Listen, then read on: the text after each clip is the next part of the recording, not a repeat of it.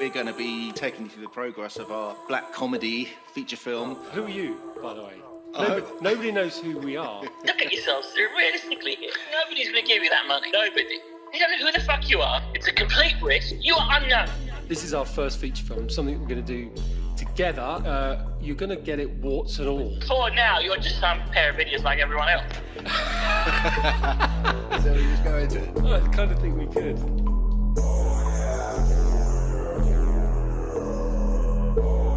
This is DIY Cinema Cult. Hello, Aaron. How are you doing? I'm all right, yes, not too bad. Welcome, everyone, to what we now episode 14. We're so old. We're basically we're teenage. Yeah, we're a middle teenager.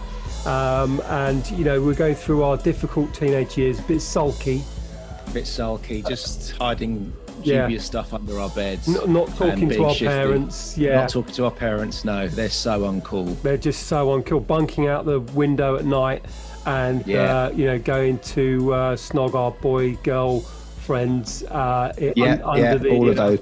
Boys and girls. Yeah, all of the above. We have got an interview. Lovely guest. With a lovely guest.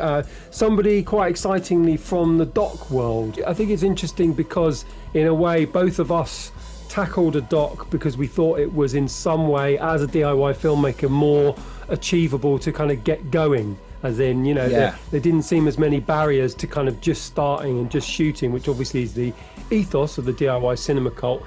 Yes. But Jamie, who we're about to interview, he's actually completed a feature doc. So we actually haven't seen the film yet, though, have we? But we've seen the I've seen it. I've seen the teaser, which looked fantastic, and a great subject matter about a guy who I wasn't quite aware of. So I kind of wanted to, you know, it did exactly what it should have done. That teaser, it makes me want to see the full film. So yeah, and I mean, it's a kind of in the music world as well, a character from the music world, which we've been talking a lot about, and how there's been quite a lot of overlap with the sort of with the scenes and the ethos, I suppose, of the DIY cinema cult members and our attitude, you know, taking from the music world the way that with musicians you can just get up and do stuff. But it does make for an interesting kind of topic because obviously it sounds like the character in the film is somebody who is a little bit of a mystery. It has a lot of impact, but who is maybe not a household name.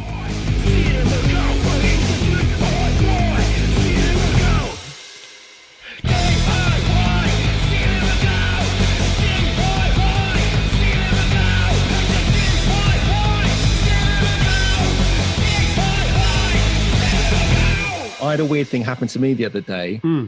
My Twitter popped off. I think that's what the kids say. Your Twitter popped off. My Twitter feed popped off. Yeah. You know.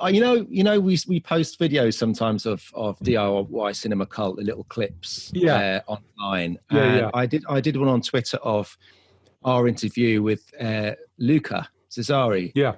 Where I chat to Luca about Stuart A Life Backwards, and that I was Benedict Cumberbatch's hand double. Yeah. And in the post I hashtagged Benedict Cumberbatch, and I got swamped by a load of Benedict Cumberbatch superfans who were obsessed with my hands. And I was Twitter famous for about 30 seconds. It was quite an amazing experience. What actually happened then? What happens when you get kind of my phone started pinging, and I was like so confused because I don't really. I'm on Twitter, but I never really get much interaction with Twitter. I've never really been into it that much that I've kind of built up any kind of rapport with it as a social media platform. Instagram, Facebook, yes, but Twitter, I never really get an interaction. But suddenly this thing got loads of likes. I was getting mentioned in other tweets. Some guy was saying, hey, this guy, and they were all from Spain or from different countries or Argentina. Going, this guy says he's Benedict Cumberbatch's hand in the Stuart the Life Backwards. And then people start commenting on his post. And then they start tagging me into it and saying, one guy took 3 screenshots from the film of Benedict Cumberbatch's hands. two of which were actually his hands, one of which was my hand. And he was going, hey, which is it? Is it all three or is it just one of them? Because they look different. And I was going, oh, it's the one on the left. Thank you. You know, thanks for getting involved. God. It was so weird. It was so weird. Well, this sort of shows in some ways that you know, you have to grow a certain level of sophistication with these social media outlets to try to get responses. Because you're right, I don't actually really understand Instagram very well. You're kind of on that a bit more, but I'm on it a bit, yeah. But you know, I kind of do Facebook groups and stuff, and I've kind of got a bit of a handle on that.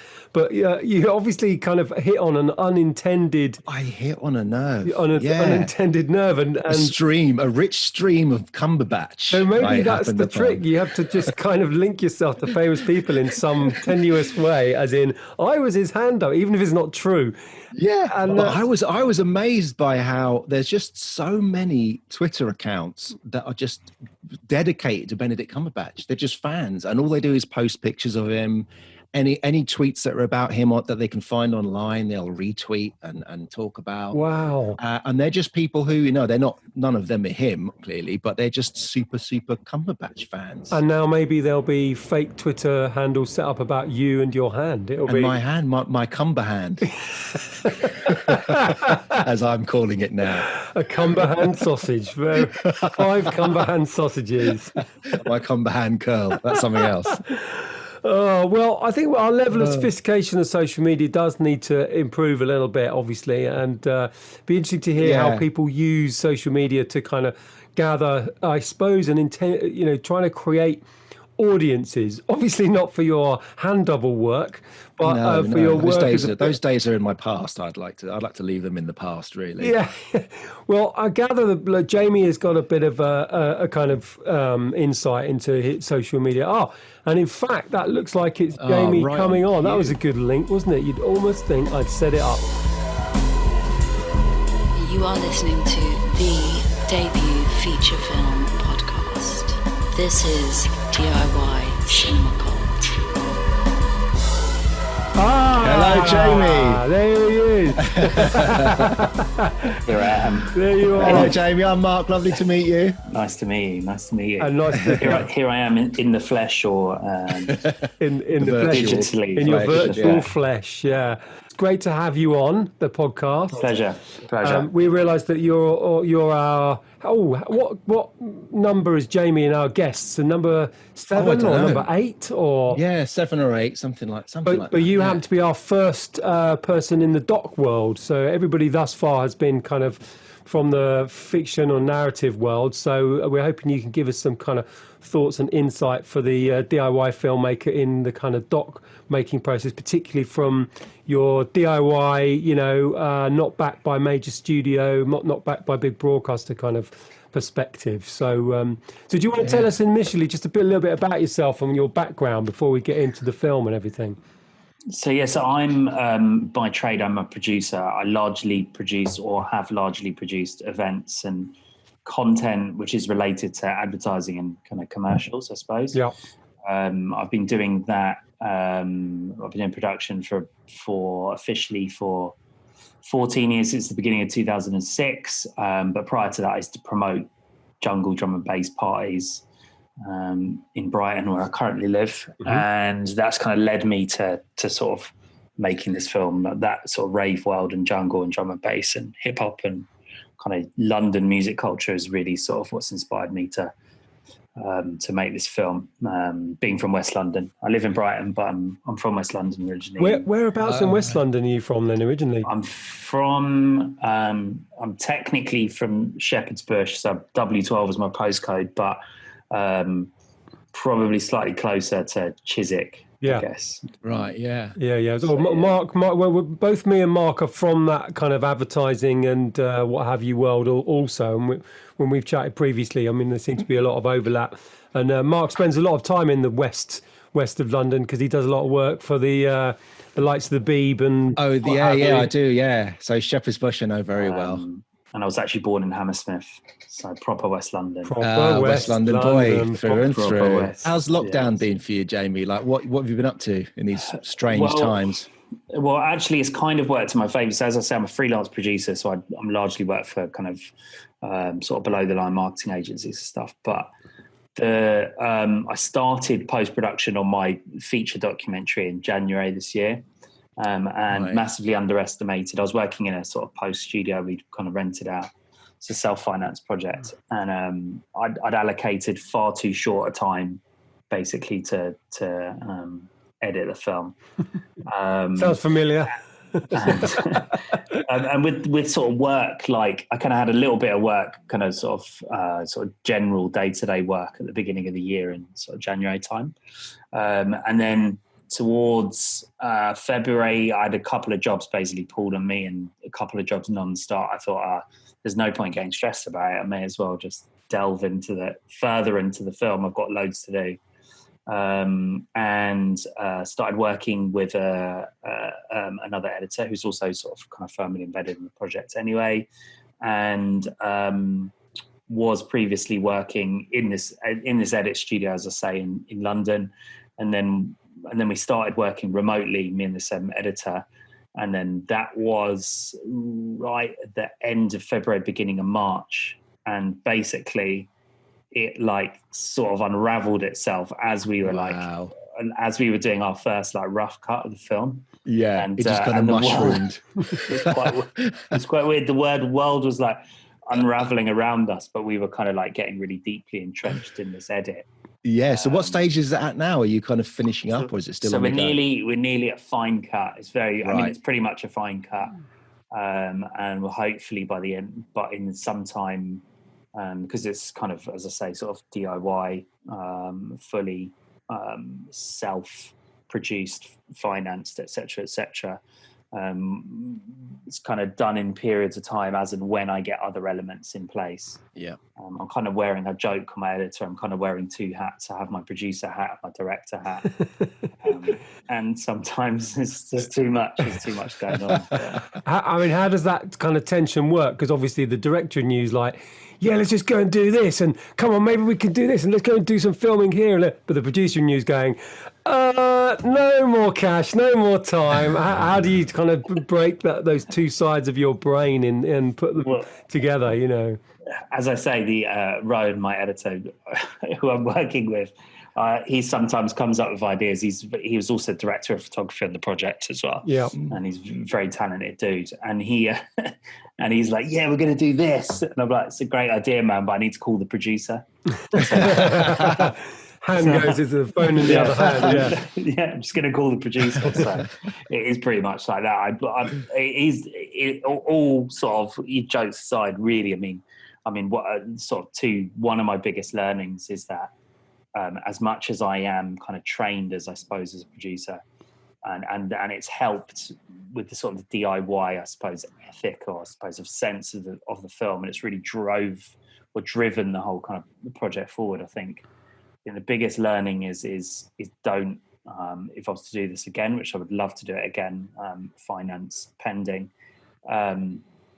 I would work with a team of at least one, if not two more producers to do a feature doc, because it's too much. Sometimes my brain is just can't compute it all, because I've got to go and sort out all the licenses, all the clearances, all the blah blah blah blah, and then the creative side of it will be going really really well, and then I'm like, I have to call the producer. Yeah. So what? Shit, that's me. Oh yeah, the buck stops here. Well, but this is a very DIY story, and I think it's funny how you talked about your editor being a DOP, and you're the producer and the director and the writer and all that kind of thing. But I mean, just sort of taking it back a little bit. I mean, what gave you the kind of the energy or the specific impetus to kind of make a feature doc completely off your own back? So I made a similar film. So the film I'm making, I'm not sure if you guys introduced, it's called The Hidden Influence. Stevie Hyper D, The Hidden Influence is the title. And I had made a short film on a similar artist who's with us, an artist called Navigator. He was a reggae sound system DJ, as they're known back then, but an MC, I suppose, in the sort of current world. And he's one of the original sort of pioneers, I guess, of like MCing and toasting in the UK. And I'd made a short film on him in 2012. We put that out. It was a kind of a 2-part series, and it kind of amassed 20,000 views online. It was a sort of success, I suppose, as sort of web films go. And after I'd put that out, I got approached by the nephew of the artist that I'm currently doing it on, which is Stevie IPD. He'd seen we were kind of loosely in touch online, and he'd seen the film, and he was really excited about potentially doing something on his uncle. And this is Daryl, who is now a good friend of mine, who's also the associate director and associate producer, I suppose, on the project as well, and helped write it, and again, firmly part of the team. But he also features in the film. He's also the narrator as well. So he'd seen the kind of the web series that I'd done on Navigator, and he was like, "Would you do something on my uncle?" And at the time, when I was speaking to him, I was like, "Yeah, absolutely." And I was just about to move to Canada, and when I met him in near his place near Richmond in London, and when we sat down for the meeting, there was just so many similarities. What the sort of spooky thing about it, I didn't realise they were from down the road from me. I was born in Hammersmith, grew up in Hammersmith and Fulham. They were also from the same borough. They're all from Fulham. And as well as, I guess, I was interested in the artist anyway. I was a massive fan of Stevie, and part of the reason I got involved in music was through listening to this artist. And there was just so many things. I could see so many of my own views on London and views on the world, I suppose, through the lens of this story. And it just kind of just gripped me from then. As a promoter yourself, you're saying, but also the fact that you were approached by a family member must have given you a great wealth of access to people and archive and footage and that kind of thing. Well, I think the unique thing for me, I think, as you say, rightly pointed out, is Daryl, really. And when he approached me, I was kind of blown away that he'd sort of seen my previous work and liked it. And the original idea was to do like a sort of a short 2 or 3 parter in the same sort of vein. And then it kind of coincided himself. He's kind of taken on the sort of the mantle, I suppose, to run for the legacy of his uncle, basically. And the interesting thing about him and his uncle's dynamic, which is obviously Stevie Hyper, who's the artist, is that they were really close in age. They were like sort of 10 years or so. So he was like his big brother, basically. And so the more I kind of got into the story, the more I realized that this wasn't really just a story about Stevie. It was a story about Daryl, and it was a story about a family, which kind of gave me a different perspective on it, because it was the way that I always sort of saw it was kind of, it was a story about a family losing somebody close to them, ultimately, which I think is a very relatable story. And even so even on the small sort of 3-parter, the idea was to kind of just follow him and talk to him, because obviously the artist is no longer with us, so it's about his journey in this. But when I was approached by him a couple of months later, him and a guy called Matthew Gale, they did a radio documentary on Rinse FM, which was actually feature in length. So it was 1 hour and 30 minutes. Wow. And when I listened to this kind of radio documentary, immediately I kind of went from like a 3-parter to like basically like, I'm gonna now do a film. Yeah. That's just immediately when I heard it, I saw the film in my head. And obviously Daryl and I had a conversation, and it was on Rinse FM, which I don't know if you know about, kind of London music culture. It's like a little bit of a legendary, well, big bit of a legendary station. They've launched countless careers. And then he very cannily like bigged me up at the end of the show. They did this radio show. I was living in Canada at the time, and he bigged me up at the end of the radio show, and he's like, "Yeah, I've been talking to Jamie, blah, blah, blah, blah." And I was like, immediately, and I was on the other side of the world, I was inspired. I was like, this is it. This is what I'm going to do. I'm going to go and make this. And that was a long time ago. and now I've nearly done it. So yeah, that's amazing. And I mean, how long are we talking about in terms of the process? I mean, from this is what I want to go and do to kind of, right now where you're almost there. Well, so I started developing it. I suppose developing the idea that was in October 2012. Wow. And I started actually properly developing it in July 2013. So 7 years ago, pretty much exactly. Wow. And I came back from Canada, and that was really when Daryl and I reconnected. I'd been living in Canada for nearly a year, and I came back and I was like, I'm still like, we're going to do this. And then we kind of blindly both sort of ran at it from that point onwards, really. So, and we started making it in 2017 and finished making it, or shooting it, should I say, in October last year. And then be doing post on it basically, I mean, probably, most of the year, really, to be honest. DIY Cinema Club.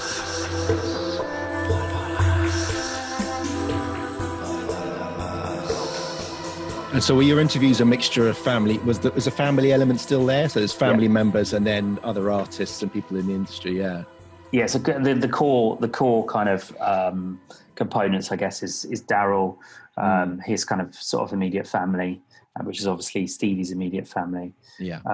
And then all of the contributors, which were people from the jungle drum and bass world from that time. And then also the people that he's influenced. He's got a really huge kind of base of people that he's influenced. I suppose with him being so loved within that kind of culture, people must have been coming forward quite readily then to be contributors and to be part of the film. Is that right? Yes, they definitely were keen to be involved once we approached them, but we didn't really make much of a big deal about. You weren't publicising your production of it, and No, because I wanted it to be, and even still now, there's no trailer or anything being released.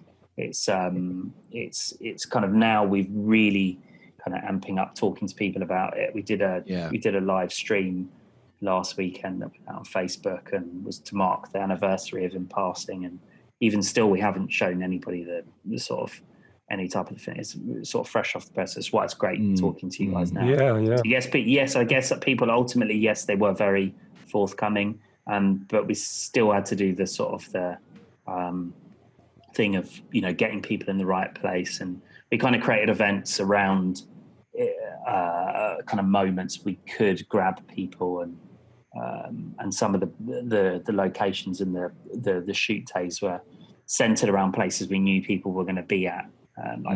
For example, one of the last shoot days end of last year was at Connected Festival, which is a big festival near the site of the old World Dance. You guys probably know. Yeah. And the Airport, and we went down there and shot like 3 or 4 of the kind of main contributors. And I mean, you've done this without any kind of external funding. So, I mean, a lot of people might think, how the hell do you do that? And I'm in a similar situation. So I'm kind of interested to hear people in a similar, with a similar kind of approach. And it's a very DIY approach to kind of think, let's just get going. But, talk about a little bit about that, kind of having nothing behind you in a way to help. I guess I suppose it comes back to all my background and what I do for a living. So originally the original sort of team, I had a production company who I worked with on a kind of an online bit of content. They were kind of working with me and sort of partnering with me on the very, very early stages of the project in 2017. And they had the camera kit and was kind of co-directing. I had another associate director on the project, and they couldn't sort of see it through. So they sort of realised, I guess, the scale and the breadth of it. And the options were really after I kind of was working with them, and they were brilliant. And again, these things are hugely, hugely time consuming. So Daryl and I were talking, and I was like, look, I can put all of these things together. You just need to match the kit spec and everything. Mm-hmm. So essentially what we did is we just went and just reassembled like a team of people. So the first 30 to 50% of the film was done with the other production company I was working with, and then the last sort of 50 to 70% of the film has been done under my own production company. As I say, I'm set up, so I'm a freelancer, but really I've kind of been kind of producing large scale events and content and stuff for years anyway. So I just did it under my own limited company. Yeah. You say it's easier said than done, really. I kind of, went and found the right kit houses who would give me the good costs on good quality kit. And yeah, it was harder. It's definitely harder doing it that way. It slightly doesn't cost as much. It's just a lot more responsibility. And then, I mean, you're talking a little bit about kind of,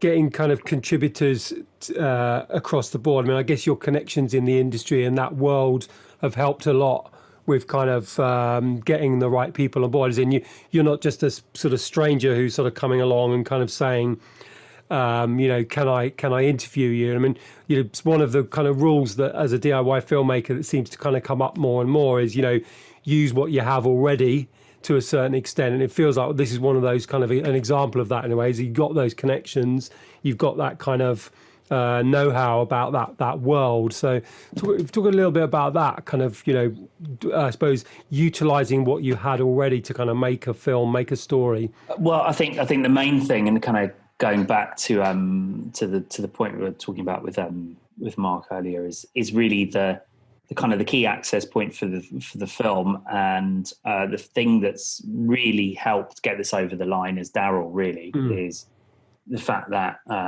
his family and the artist Stevie is so legendary in this scene that people are just willing to help out the legacy, really, and they will do it because it's Stevie and he's influenced so many people, and people are just happy, really. And I think having Daryl on board and he's very much integral, like associate producer, associate director, as I say, also narrator, key contributor, etc., has really, really helped. And yes, my sort of access, i.e. the people that I've worked with, Navigator, and being firmly from that kind of world and that scene anyway, and being around it for, promoted for 5-6 years plus, done various other things musically, in the culture and the scene, has helped. But really, to be totally honest, it's really the blessing from the family and all of the people. We've been really mindful because it's a sensitive subject, not just for the family, but also as well just for the culture and for the scene.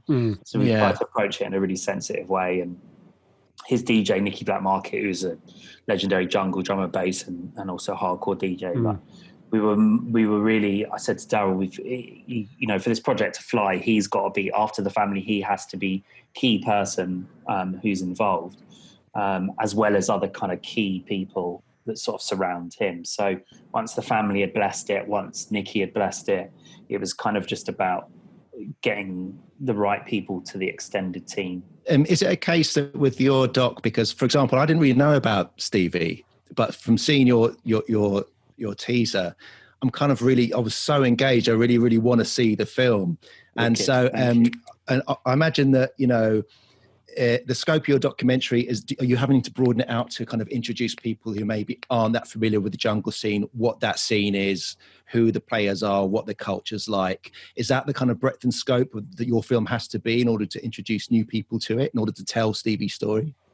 Absolutely. I mean, the thing for me is I'm, regardless of being passionate about film, I'm really passionate about this music and culture. It's sort of shaped who I am as a person, a Londoner, and and it kind of given me confidence as a kid that probably nothing else could have done. So I've kind of I really want people. I guess in the sort of the sense of like a filmmaking sense, if you take it into the filmmaking world, it's about people and giving people an access point and ability to like enter that world and create a world that is authentic. And I think that's like the key thing for me. When I made the Navigator thing, it was, it was done on a SLR, whereas we shot all of this on 4K.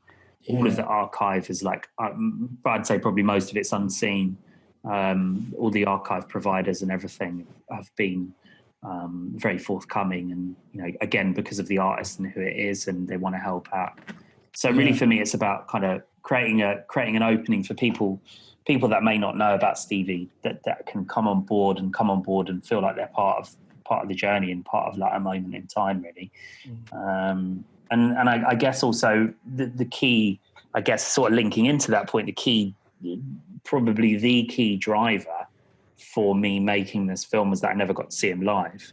So I in a very nerdy kind of sort of sense, the kind of the core essence is like, oh my God, there was no archive footage. It was made in the time before the sort of digital and analog sort of transition, that transition point. And I could never find video footage online of him. And so initially, pre even making the film, I was like just looking for footage and I couldn't find any. And then when I met up with Darryl, I was like, well, we have to find the archive footage. It must exist somewhere. And that's also part of the reason why it's taken so long. I mean, through Darryl, was there access to kind of personal footage and that he had? Yes, there was absolutely photography, video footage, but it was through this one guy who was the dad of a famous happy hardcore DJ that we stumbled across this like insane amounts of footage. And that was really the sort of the making of it. But sort of back to your question, really, I think, yes, absolutely. I mean, the biggest probably inspiration for this film, and part of the reason why I kind of went down the angle of making a feature doc was I saw Searching for Sugarman when I was living in Canada just after I'd listened to this radio documentary, and I was like, I can make blindly again. I can make the next Searching for Sugarman, and it's about a jungle drum and bass MC. That was your elevator pitch. That was it. The elevator pitch to yourself. Exactly. You are listening to DIY Cinema Cult. What have been the most, I mean, you've talked a little bit about, the battle between the director and the producer in you, but what have been the biggest obstacles in actually getting this done on a zero budget kind of situation? What's been the toughest, what's been the most unexpectedly tough aspect of getting this to the point you are now? I think the hardest thing is keeping everybody around you kind of engaged and motivated. And like, it's self-funded, so I have like certainly paid people, and we've obviously paid for the kit and stuff. But I think Darryl and I kind of making it together has helped, because it's kind of like we're going on a mission together. My mission is to sort of like make this culture as big as I think it could be, and his mission is obviously, it's a personal journey in the sort of search for closure, I guess. But bringing everybody on board in that same sort of way has been the challenge. And certainly the team that we've gotten in now, I'm very fortunate that, again, you've got to pick up the Austin family, really, because a lot of the connections, that have enabled us to sort of do this, they're doing it all around the sort of the legacy of the artist. It's an untold story to a degree, obviously, part of the radio documentary. In terms of thinking about, you just mentioned story there. I mean, what I've found through making documentaries is that, you have to be open to finding story and story arcs and through lines while you're making the film. Often what you have in your head at the start, you have to be open for it to change and to have a bit of fluidity there. Was there kind of elements you found along the production of this film that kind of changed your opinion or changed your idea of how the film's going to finally be? Yeah, absolutely. I think the main that's been, again, probably my biggest lesson. I was talking when Aaron and I were having a conversation the other day. I was saying that the biggest lesson I've learned in filmmaking, and this in general, is that sometimes less is more, and really ultimately, particularly in a culture and a rave scene thing, and people are so obsessed with it. I mean, I'm lucky in some instances that I'm probably one of those people that is so obsessed with it. But what I had to detach myself from sometimes was, this isn't a story about the whole of music culture. This is a story about one single person. And when I kind of came back to that, it was like, oh, I can lose all of that other fat none of that matters as long as it's about the artist and as long as it's about the story. So the through line sort of became clearer and clearer and clearer. And also it's Daryl's journey as well. We've got some other really great contributors in it. Without sort of listing off the names, but there's a couple of like through lines in the film. Daryl being the clear kind of alternative through line, and obviously Nicky Blackmarket and Darkest Bees, who's now president of Island Records in the States. He grew up with Stevie, so there's a kind of focus on him. And he's legendary in his own right. He signed Amy Winehouse, wow. Florence and the Machine, Dizzy Rascal, and he's probably arguably of the last 25 years, probably the most successful A&R to come out of the UK. He's very well respected around the world. So we've sort of... these became the important things rather than me being really nerdy about when jungle began. You know, I was kind of like, at one point I was like, I'm going to just tell the story of British music culture. Okay. And then I realized that I couldn't. And I think that for me is the biggest lesson in the art of filmmaking is the story is the most important thing. What's the kind of next phase? I imagine you're going to have a bit of a job, or you're probably right up to your neck in the job at the moment with music licensing and rights with certain clips and bits of film. Tell us a little bit about that. Yeah, so the sort of final stages, I guess, of post-production is the clearancing, the clearances, the licensing, and getting the kind of the color grade and the sound design and everything sort of in place. Lucky, again, we've got a really good sound design team they've been working with, and they're fully invested and fully involved in the project. So we've managed to cheat things a little bit in the sort of post-production stages, and they've been working on the sound pre-picture lock, which is sort of not normal process, but it's kind of helped bring the film to life, I guess. And we've submitted it to a couple of big film festivals, waiting for kind of feedback from them, and sent it to a big documentary sales distributor and sales agent and distributor. But those kind of things we've sort of managed to cheat a bit. The sort of, I guess, the sort of challenges now is getting those final stages done and done to the standard that I think the film deserves. And this is sort of possibly the stage where we get some sort of completion funding, or again, possibly we just keep cheating the system. That's the more DIY way of doing it. Yeah, I really would like to. Yeah, but who knows? Yeah, I'm just passionate about finishing it. Yeah. And it's basically there. It's a very nearly picture lock film. I mean, we're talking about things like this. I think our listeners will, because in a way, a lot of people who listen to the podcast might well be filmmakers. They might well write, they might well even shoot and even edit or produce. But a lot of people, there is a huge gap in a way as to, I now have this finished thing or close to finished. Now what do I do? So it would be really interesting to know what your thoughts on, as in, I've got a finished product. Maybe it's not quite graded, maybe it's not quite completed, but now what happens? And I think this is a great gap in people's understanding of stuff. So give us a shout about what your understanding of that next process you're going to go through is. So this is again where I'm sort of taking the DIY approach. I mean, luckily, again, people who are associated, involved in the project, have a passion for the culture and are passionate to sort of see it get done. So I have a couple of exec producers that I'm working with on it to help position it. And I think this is the stage we haven't really jumped in head first. As I've sent it to one big sales agent and distributor, but we've not started shopping it as such. It's probably I think probably it might be the hardest part. I don't know yet because I haven't got to that final stage. But I think for me personally, and I really now I've got the film that I wanted to make. I'm kind of like, I'm not going to just start submitting this. I'm not going to submit it to every film festival. I'm not going to give it to every sales agent and distributor. This is like a film that I really believe in.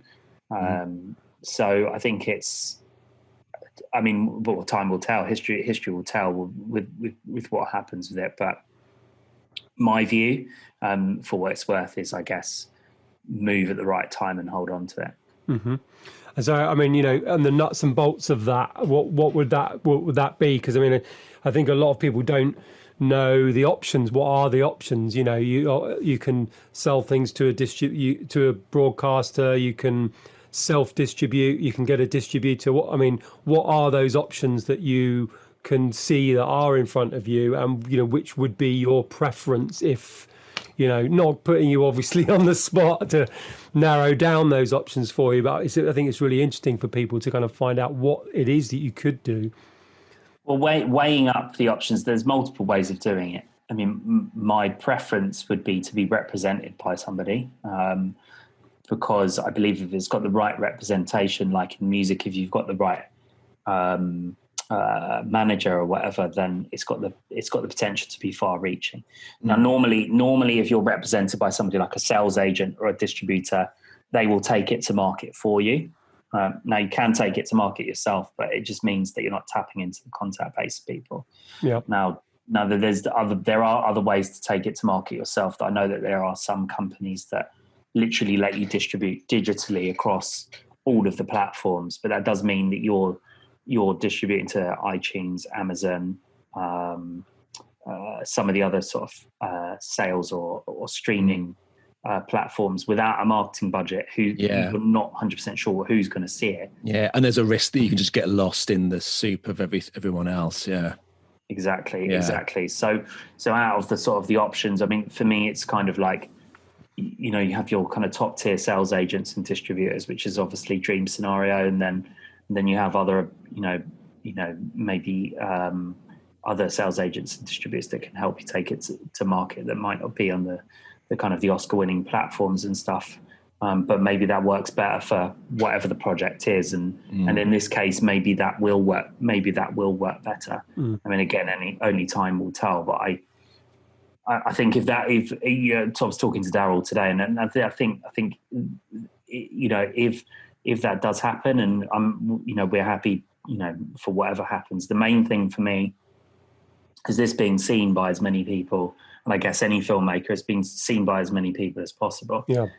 And we're lucky that we've spent a long time kind of developing the artist brand, even though he's no longer with us. We took over a Facebook fan page, which has got like 46,000 fans on it. Oh, on wow. Facebook. Yeah. So we've got a kind of pre-following. We did this live stream and a couple of weeks. Well, God, it was actually only last Sunday 5th, and we got 56,000 views on it. So we know we've got like a proven audience. Yeah. So for us, it's about the authenticity. It's about whether it's if a big agent or a kind of an independent agent or whoever takes it on, or we end up doing it ourselves. It's got to reach the people that need to see it, but also as well, back to your point earlier, like about reaching the people that might be passionate about film and might be passionate about music, but don't know who the artist is. And for me, it's really about the authenticity and like reaching as many people as possible. Yeah, I think there's that. You've got to bridge that between people who just love music and love film and love documentaries and love this idea of, like, for me coming to it, I love the idea of a folk hero. Someone who becomes some kind of figurehead of any kind of scene, any kind of culture. I always find those kind of films and stories really, really fascinating culturally and socially.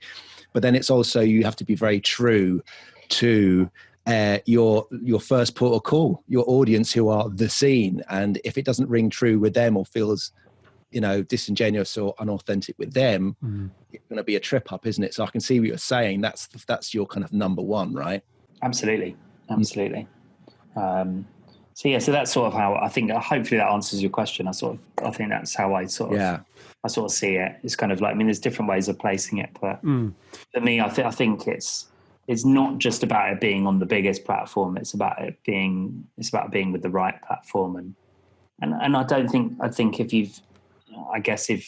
again, time will tell, because this is not the area that I've covered in my DIY world yet. But I think for me, what I feel like is the right thing to do is to hold on to it and speak to the right people. Mm-hmm.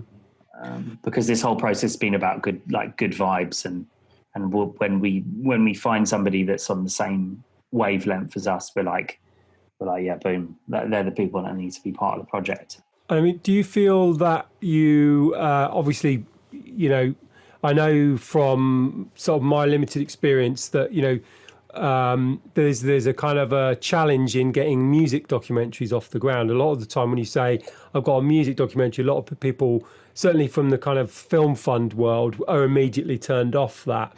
Do you think there's something about, I mean, I love a music documentary. I try to spend my life now watching music documentaries, and I'm making a cultural / music documentary myself. But what do you think about, how to position a music documentary? Obviously, you've got the personal story in there, but how do you think that you can work with the system that there is out there to find the right audience for a music doc? People I've talked to, I guess the sort of the funding side of things and getting it off the ground, because I've done it all myself. Yeah, I've the conversations, and I've kept it to myself, which is some is a good thing, some is a little bit of a bad thing. I don't know. Well, who knows? Time will tell, as I say.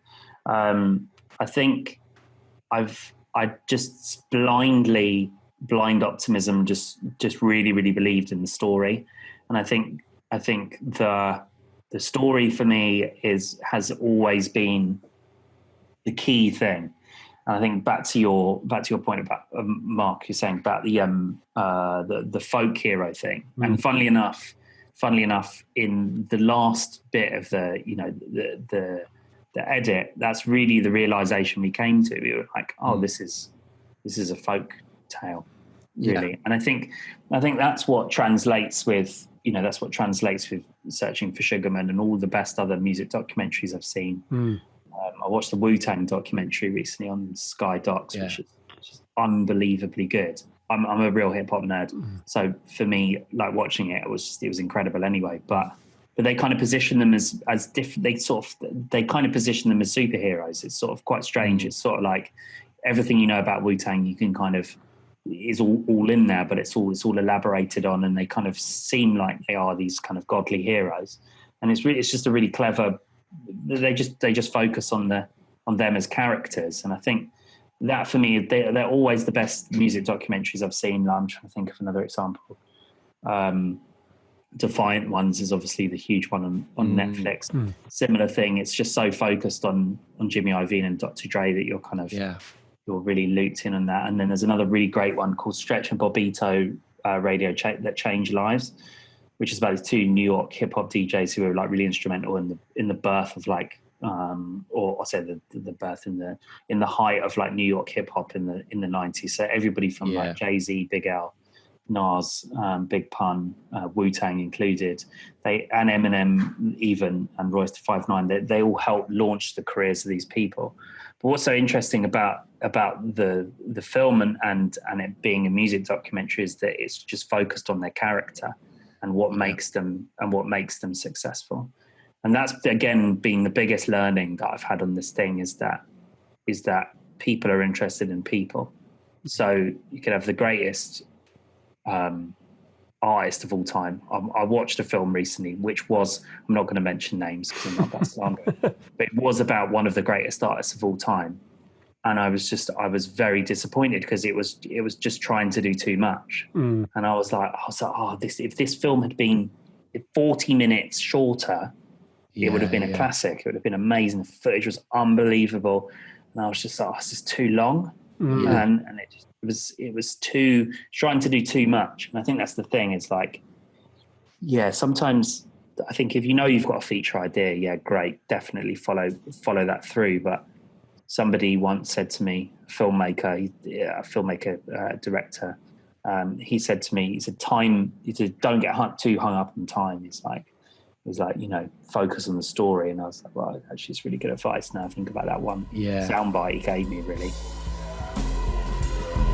You are listening to the debut feature film This is DIY Cinema Cult. As I sort of use hip hop as a parallel between, hip hop and rave culture, particularly jungle drum and bass, the common thread is sort of Jamaican culture and sound system culture and how they kind of intertwine, particularly with MCing. There was people in Jamaica, the U-Roys and all those people, they were MCing and rapping before there was rappers in America, albeit if you want to be really nerdy, there was people rapping and scatting over jazz and stuff, but not really in that same sort of mic man aesthetic as there were in Jamaica. That's really, from my knowledge, is very much the sort of the common thread between jungle and hip hop. Yeah. And what about the kind of film festival route? So you talked about sort of entering its field. So what do you see the value, or what kind of how are you going to use film festivals specifically, because there's a music angle here? What do you see as the best way for your film to use the kind of film festival?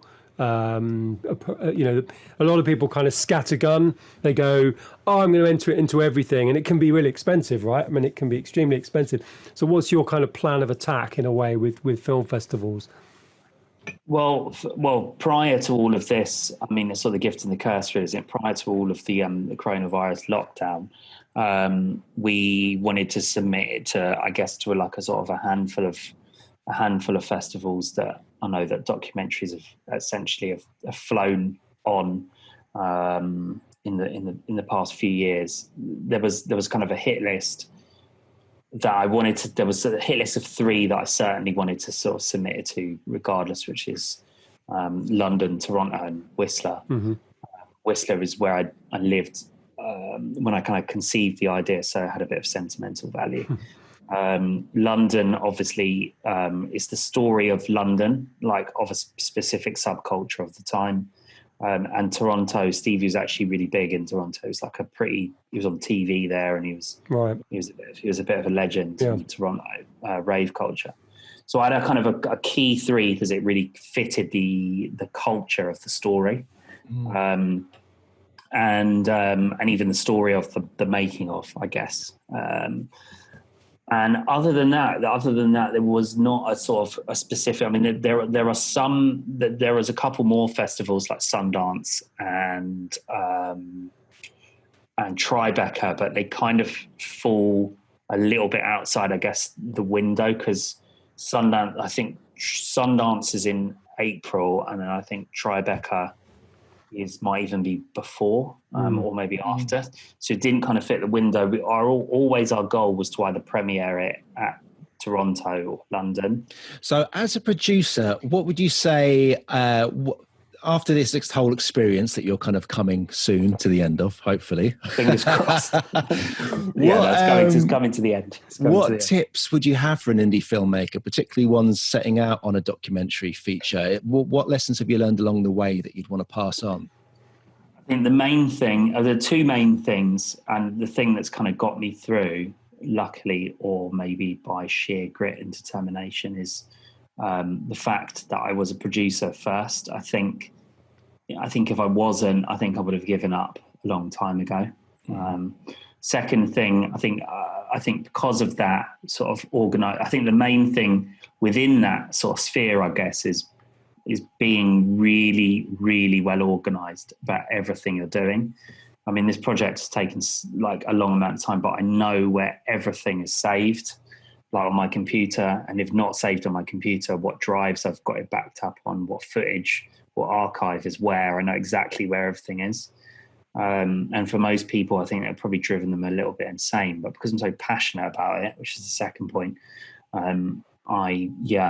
trawling through hours and hours, Aaron, you'd know, of like archive rave footage to most people would seem like hell. But for me, it's probably couldn't think of a better way to spend my days or my week. So that's probably the second thing, I guess, is the passion. And the third thing is the edit.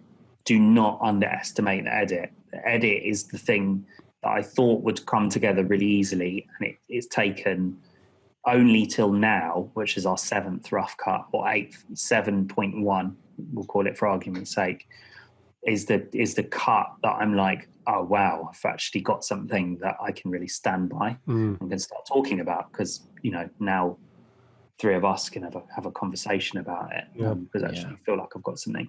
So those are the 3 things really. I think the edit is probably my biggest learning. I massively underestimated the edit, and the edit is where I think a lot of people give up, and they probably go a little bit insane because it's so overwhelming with how much footage you've got. The other thing that really saved us was Matthew Gale, who I mentioned very early on. He's the guy I took inspiration from for the radio documentary. He's kind of listed as a co-writer because he very kindly donated all of his archive audio and rushes from his radio documentary. So as well as having this amazing video archive library, I had this amazing audio archive library. So when I was like, and I knew the audio archive really well as well, because I'd studied it, I'd listened to every interview. And because we had such a good video archive, we've kind of done, I guess, the sort of the ASIF kind of Senna/Amy approach, where you voice of blah, blah, blah, yes. blah. And Matt has been an absolute, Matt's audio archive has been he's contributed massively creatively to the process. Hence the reason he's listed as a co-writer on it. You were talking about the rough cuts, and I know when we previously spoke on the phone that it was quite interesting, the development of the way that you structured the film changed over the process of the rough cuts, and you were talking about it initially being a somewhat linear narrative. But so talk a little bit about how it developed from, I suppose, a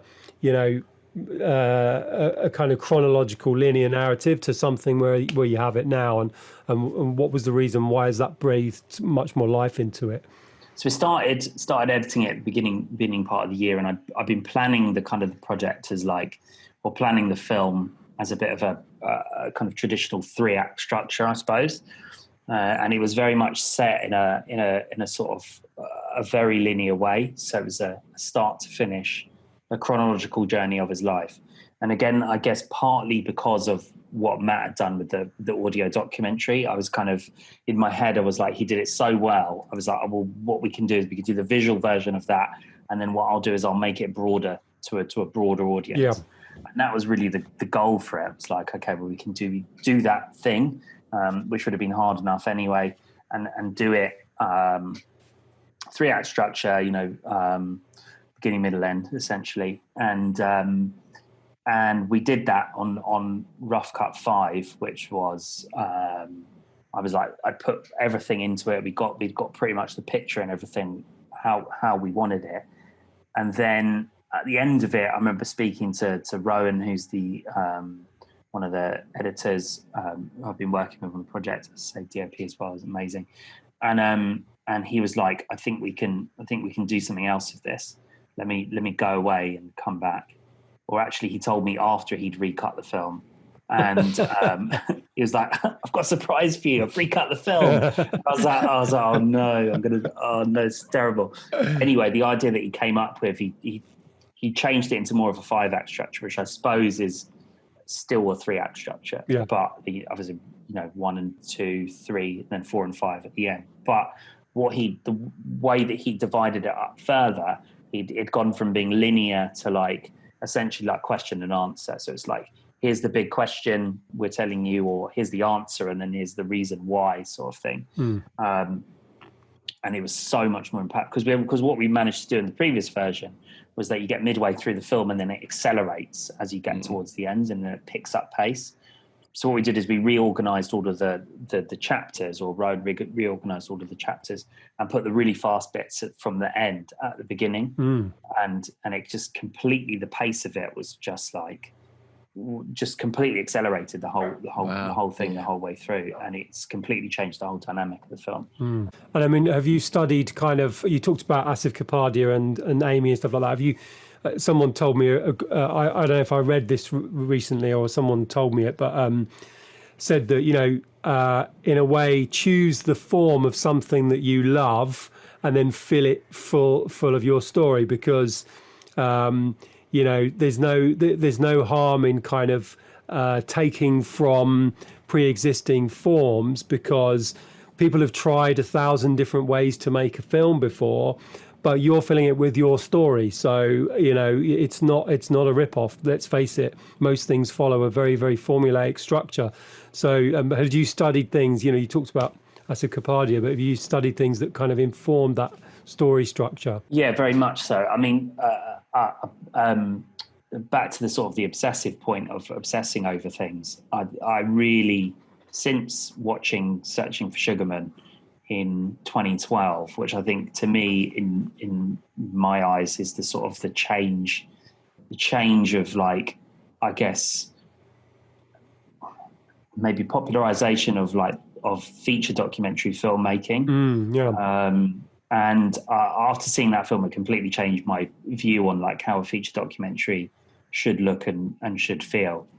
So certainly that film is like a massive influence in terms of like form and structure. And then Amy and Senna particularly is I know nothing about motor racing, but it's unbelievable film. And the main thing about Senna particularly was, and Amy, but obviously Senna came first, is the fact that there's no talking heads. It's just all archive. And obviously where we've had this audio archive plus the visual archive, I was like, that's how we can really bring this kind of visual archive to life, is via using voice off rather than it being a talking head. So that's kind of helped fill that sort of shape and form. And then those other music documentaries I mentioned, like Stretch and Bobbito, Time Is All Mac, which is the Nas documentary, done by Eric Parker and 1-9. And then a lot of them, funny enough, are like about subcultures. There's another film, Dogtown and the Z Boys. Oh yeah, brilliant. And Bones Brigade, which is also about skate culture.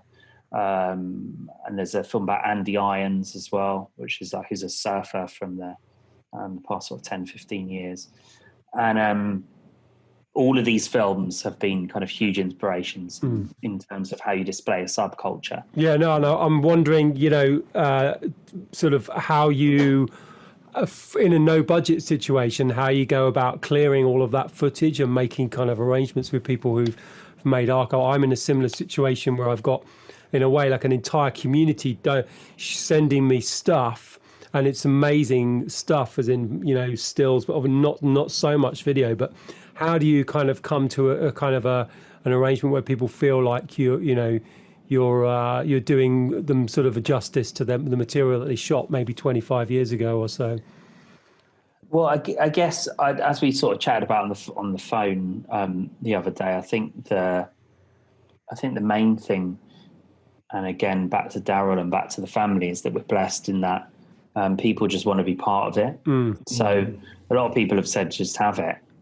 Just work with it, which is great. But obviously we want to look after people, so we have worked out a way that we can compensate people either up front or in the process of the film deal, as it were. So we want to look after everybody. This is a film about the culture. I think if you don't look after people, then you're not only doing the film disservice, but you're doing the culture a disservice. Absolutely. Yeah. And ultimately you want everybody to get behind it. Those are the things like I look at, like why grime and kind of UK rap culture is so big now, because they all get behind each other and they just make stuff happen. And I think that's the thing, really. You want everybody to be behind it, from the fans, from the ravers, from your team, from the culture. So. Yeah. And so you've done that by kind of offering something off the back end once your film is kind of bought or produced or released or the like. Yeah, I mean, we haven't tied down every single agreement, but that's the basic sort of premise. Yeah. Generally for the main archive providers. If it's sort of a single piece of photography, yes, something we can discuss or talk about or finalize. But everything will be tied up and finalised and formalised properly. But that's the sort of the basic premise of it, is to do it like that and do it properly, where everybody gets something out of it. Well, I mean, it's an amazing achievement, I have to say. I think both me and Mark are kind of, very, very impressed by anybody who's managed to complete a film, let alone get it to the point where, you know, you're happy with it, that you've got so much to talk about it, that you've got a kind of plan engaged to sort of get it out there to as many people as possible. And also I think the level of authentic connection you've got with your audience, which is let's face it, if you weren't going the DIY route, would probably not be the same situation, as in your connection to your audience, your connection to the story. And so I think you're a true DIY cinema hero. We look forward to seeing the movie. Oh, mate, yeah, please give us a shout when you've got screenings or it's available to see, because I can't wait to see it. I can't wait to see it. We'll plug it as we will with all of the projects that have been on, and give it a good old boost. And we give you all power to the next phase. Yeah, well, thank you both for having me. It was a pleasure talking about film and music and documentaries, you know. And, our pleasure, Jamie. Our pleasure, mate. And yeah, big up to everybody that's helped us out with the project. Big up indeed. Nice one. Cheers, Jamie. Thanks a lot, man. Thank you very much. Thank you, Jamie. Thank you, mate. Take it easy. DIY Cinema Club. Amazing stuff there from Jamie. I mean, you know, again, very inspiring story for us making our own films, and great to hear somebody on the kind of documentary side who just had a real passion for something and has managed to, even though it was, you know, 8 years or so really from conception to where he's at now, to get something kind of completed. Yeah, and I guess it takes that kind of person that Jamie is, who is first off involved in the scene, connected to the scene, passionate about the scene, and then has that kind of obsessive just love for it to push a project like this through. He's kind of almost perfectly placed as the ideal person to make this film. Well, I think it does really go back to that kind of DIY principle, you know, the Robert Rodriguez principle of, you know, use what you have, and to a certain extent what in the doc world, you know, what you have is your relationships with people, your access to people, and your passion for that story to tell. I really can't wait to see the film, because the teaser, which we're probably not going to be able to show because it's still a secret teaser, isn't it? Yeah. But it looked fantastic. I mean, it just looked great. It looked so engaging. I just wanted to see the film. Yeah. And I mean, you know, it's funny for me because I'm in the process of trying to get a teaser to the point where I'm able to show it to the general public. But he was very keen to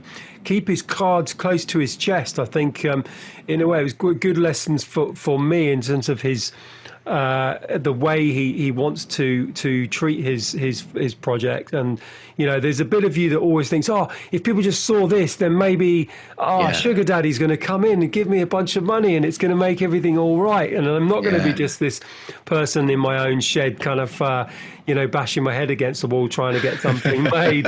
But at the same time, I think showing a certain patience and showing a certain commitment to the project, which takes some guts, really. It takes a sort of staying the course, which, you know, you don't always feel that you have the energy to stay the course when you are totally DIY, because you don't have anybody there kind of patting you on the back saying, you're doing great, well done you, everything's fine, all you need to do is this. You are your own worst critic, but you are also, you know, kind of in a quagmire of your own disbelief, of your own, am I an egotist about this, or am I completely deluded? You know, you're in your own world. So well done, Jamie, for sticking to it, because I just get the feeling from what I've seen already, Stevie Hyper D's story is one that I think people are going to really want to hear, whether they are fans of him and can't wait to see this film about him, or if you've never heard anything about him. He just seems like a fascinating character. Absolutely. And it was interesting to hear what Jamie was saying about, you know, how he was kind of overwhelmed in the edit at the early stages, because, you know, narrative filmmaking, you have a script and characters that are written. To a certain extent, things are planned out. Of course, things change in the edit, but editing reality and someone's real life story and the story of a scene is a completely different beast. It's a completely daunting experience, I imagine. But then also I found it fascinating what he was saying about then applying story techniques Yeah, and I mean, it sort of dates back to the previous podcast we did about kind of act structures and what have you. And I think there's always stuff to be learned from seeing your film in these kind of, I suppose, archetypal shapes, but also borrowing from other films and looking at the way things are structured, because no matter what, a bunch of people have made lots of films before. So you got to learn from previous films as to how you might structure this specific story. Some things will work, some things won't. But if you got your eyes and your mind open, even up to the point where he actually felt like he had almost finished it, as in he had the story, he had the structure done, and then his editor kind of said, "Oh, let's try it like this," and something completely different. It sounds much more satisfying for him has come out of that. So, tons of great stuff for our listeners and for us as well. Wait for it.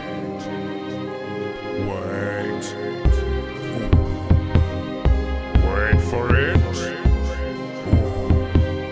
Wait a minute.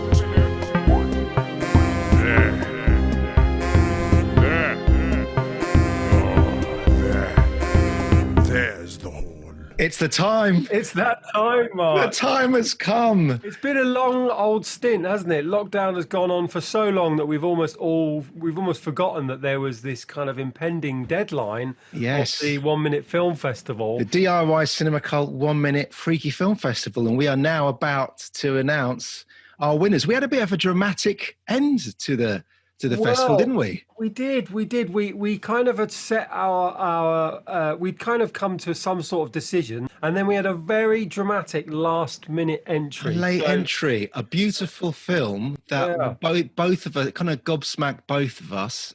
So we were in a real tricky position. But shall we? I mean, it's probably worth mentioning a couple of the other films that caught our eye that were sent. For sure, yeah. I mean, I think a fantastic series of films from Ross-Hulme. They were really lovely arty films, and a couple of kind of animal some nature stuff. We're getting a bit Attenborough, some of the people, weren't they? Yeah, so a film, actually, I don't know if it ended up on the Facebook site, but a film by your friend Martin Shannon. He had a little kind of 1 minute doc about a snail's life, which was pretty amazing. Which is very kind of lockdown kind of material. Yeah, and Jez Lewis as well. Yeah, Jez Lewis, who kind of rescued a bee.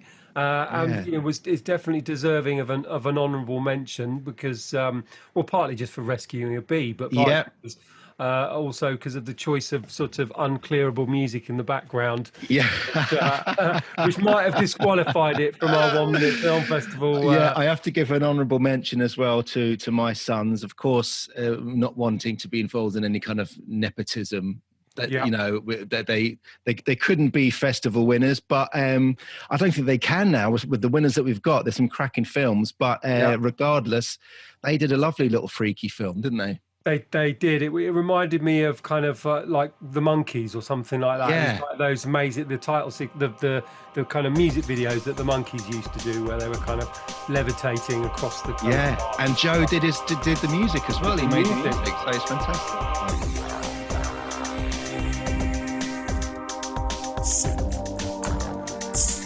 I mean, we've got kind of a joint two at the top, but one that came really close was it Reto Cuffy with his The Little Lebowski film, which I just thought was wonderful. Oh, amazing. A perfect kind of lockdown approach and DIY thinking, as in, let's use your family, let's use everything that you have around you, and recreating a classic kind of movie scene. We loved it. We thought it was definitely a real contender, but we definitely feel like we've got two now. I think they're both kind of almost jointly titled as the winners on this. Joint winners. Okay, so the winners, of course, we will get on the show in the next week or so, hopefully. But shall we announce the winners now? You can announce one, and I'll announce one. Okay, so first off, we got Charlotte Morgan and Daniela Isherwood with their film Sanshi, which I absolutely love because it was made in a real lockdown spirit. It was it was quite freaky, quite mysterious. There was a chase scene, there was a fight scene, all done according to abiding by social distancing rules, which were very strict at the time they made the film. Their film was an early entry, and a beautiful soundtrack as well. So that was a definite winner from me. I totally agree. I think it was a piece of strange, almost folk horror, but done in a social distancing kind of way, which we're very much into that kind of. We love a little bit of that, you know, from our kind of chat to Prana Bela Bond. We sort of talked about that kind of thing. So I think it was really inventive. It was clearly done in that kind of DIY way, and you're dead right. I mean, the soundtrack was amazing too. So very, very impressed with that film, and it would be great to get them on the show and chat to them about how they made it and their other projects. And then the other winner, actually, we have to make a disclaimer that Jeff Taylor is a friend and colleague, and but it was such an amazing film to be done literally in lockdown, because he's effectively been entirely kind of, you know, parenting. Well, I wouldn't say entirely, but he's been basically as a filmmaker using his time with his daughter, and he's crafted a beautiful little story and a little bit of politics in there. Yeah, a really kind of heartfelt sense of, you know, what it must be like to be a tiny little girl in this strange world that we're currently in. That's what I loved. It was just an insight into a child's viewpoint and everything that's happening, while at the same time being quite a poignant document on the time as well, you know, from all perspectives. So well done, Jeff. That was brilliant. I absolutely loved it. Well done, Jeff. Well done, Charlotte, and well done, Daniela. So we're really looking forward to getting you on the show. We may try and do a kind of joint Zoom. I don't know how we could do it, but it'll be fun to get them all on, and maybe, you know, all raise a gin martini all together and discuss indie filmmaking and the like. So well fantastic. Done to you guys. Well done, congratulations. And there goes the end of our DIY Cinema Cult 1 Minute Film Festival for this year. Yeah, and I think it's been a really good experience, because a lot of connecting with people that we didn't previously know, and a few friends as well. But, you know, it's good to see people's creativity kind of coming to the fore in such a weird world that we live in. And maybe we'll make it an annual one, but maybe next year we won't be under such weird conditions. Cheers, listeners. Join us next episode, where you're gonna have a little chat with our DIY 1 Minute Film Festival champions. Yes, at the gala ceremony. The drinks would be on us, of course, if we were in person, but they'll have to make their own, because we're doing it under semi-social distancing rules. All right then. Night, listeners. Good night, listeners. Night. Love you.